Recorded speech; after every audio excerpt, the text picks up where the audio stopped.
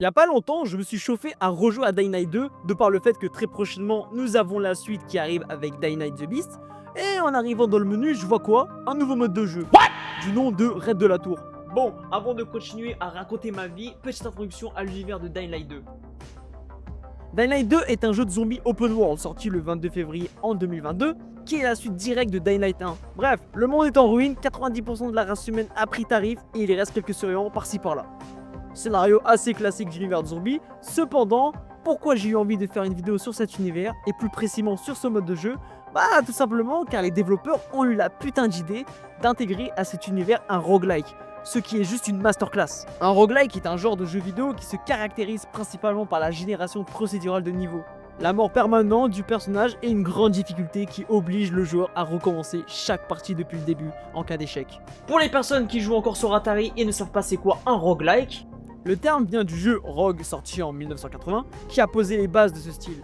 Dans un roguelike classique, les environnements, souvent des donjons, changent à chaque partie. Les ennemis sont placés de manière aléatoire et les objets ou équipements ramassés sont différents à chaque fois. Le gameplay est souvent au tour par tour, avec une grande importance donnée à la stratégie et à la gestion des risques. L'un des traits fondamentaux du genre est que rien ou presque n'est conservé entre les parties. Chaque session est une tentative unique de progresser plus loin que la précédente. Et la mort est une fin définitive. Avec le temps, une version plus accessible du genre est née, le roguelite. Ces jeux reprennent le principe de base, niveau aléatoire, difficulté élevée, rejouabilité, mais intègrent des éléments persistants entre les parties, comme des compétences débloquables, des améliorations permanentes ou une progression du scénario. Parmi les exemples célèbres de roguelites, on retrouve Dead Cell, qui mélange action rapide, exploration à la Metroidvania, Hades, qui mêle combat nerveux et narration dynamique, avec des choix impactants sur le déroulement, ou encore The Binding of Isaac, un jeu à la fois glauque et loufoque, avec une quantité gigantesque d'objets et de combinaisons. D'autres titres comme Risk of Rain 2, un shooter coopératif en 3D, ou encore le roguelike qui a été mis sur God of War Ragnarok. Ce qui, on va pas se mentir, est juste une masterclass. Faudra que j'en parle en vidéo de ce jeu qui est juste incroyable. Tout cela nous montre la diversité actuelle des roguelikes modernes. Ce genre plaît particulièrement aux joueurs qui aiment relever des défis, découvrir sans cesse des nouvelles combinaisons et s'améliorer à chaque tentative, tout en acceptant l'échec comme partie intégrante de l'expérience de jeu. Alors maintenant que j'ai nourri un peu ta culture dans le monde du jeu vidéo, la question c'est pourquoi j'ai autant accroché? Bon, pour commencer, je suis arrivé et directement dans le hall, je vois différents PNJ avec qui interagir. Un marchand qui va vendre du contenu pour les raids, assez basique en soi. Un autre PNJ, de ce que j'ai compris, drop des récompenses et des armes assez stylées gratuitement pour le mode de jeu de base. Un atelier pour améliorer et crafter de l'équipement pour les raids. Et pour finir, le lieu pour sélectionner les raids. A noter qu'il y a différents types de raids, rapide, normal et élite. Bien sûr, chacun avec plusieurs difficultés pour s'adapter à votre gameplay. Et à noter au passage que le raid rapide contiendra 5 étages, le normal 9 et l'élite 13 étages, avec une durée approximative du raid. Bien sûr, plus il y aura des étages, mieux sera la récompense. Arrivé en game, vous avez le choix entre 4 classes, car oui, c'est un mode de jeu multijoueur avant tout, car c'est toujours plus amusant de fracasser le crâne des zombies avec les copains.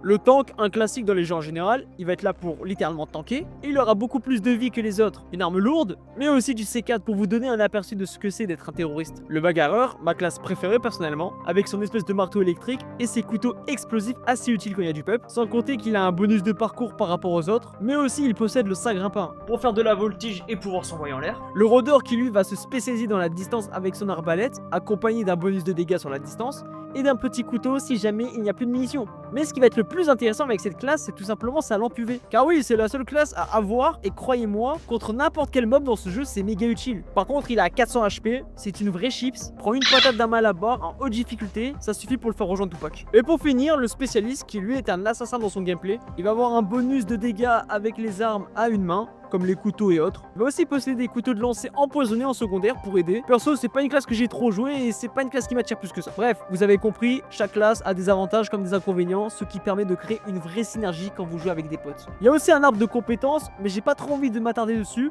car en soi c'est assez basique selon l'amélioration que vous allez choisir. Ça va vous permettre d'avoir des avantages, donc pas besoin de perdre de temps plus que ça, parce que c'est un truc qu'on retrouve dans quasiment tous les jeux. Bref, après avoir choisi votre classe, il est temps d'aller fracasser du zombie. Bon, le spawn sera toujours le même, vous pouvez accéder quand même au crafting d'équipements, car oui, pendant le raid, il faudra fouiller les alentours pour récupérer des matériaux et autres pour continuer à craft, comme le soin ou encore des explosifs, mais aussi pour tomber sur des caisses avec des très bonnes armes qui par contre se cassent très vite Car oui, sinon ce serait trop facile d'avoir des armes cheat. Donc petit conseil, gardez-la quand il y a des boss fights. Faudra aussi fouiller des distributeurs pour récupérer des pièces qui vous permettra plus tard d'échanger de la marchandise avec Sola, qui est la vendeuse du jeu.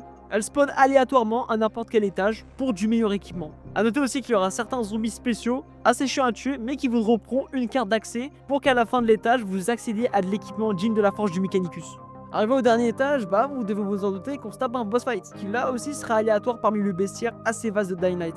Petite mention à l'anomalie du grès qui me casse les couilles quand je le fais. Bref, un gameplay assez basique mais tellement satisfaisant et efficace car oui, à travers cette simplicité, on retrouve une forme de plaisir. Personnellement, après avoir joué à ce mode de jeu avec des amis, ça m'a quand même rappelé une époque que j'aurais pas pensé retrouver. Je parle de l'époque des sessions zombies sur Call of Duty Black Ops 1.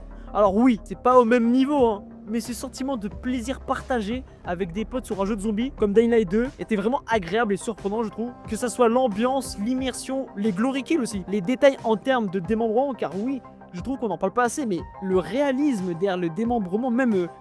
Enfin, je trouve ça vraiment, l'immersion, elle est excellente. Bref, un ensemble qui a créé cet acheminement vers juste un moment de pur bonheur, tout simplement. Sans compter, bien sûr, des moments ultra drôles avec des potes qui sont juste uniques. Ah putain, les doigts. Best of avec mes boys. Sacrifice, les frères. Ah, Akbar! Non, Hugo, va te baiser ta mère. Soigne-moi. Je te déteste.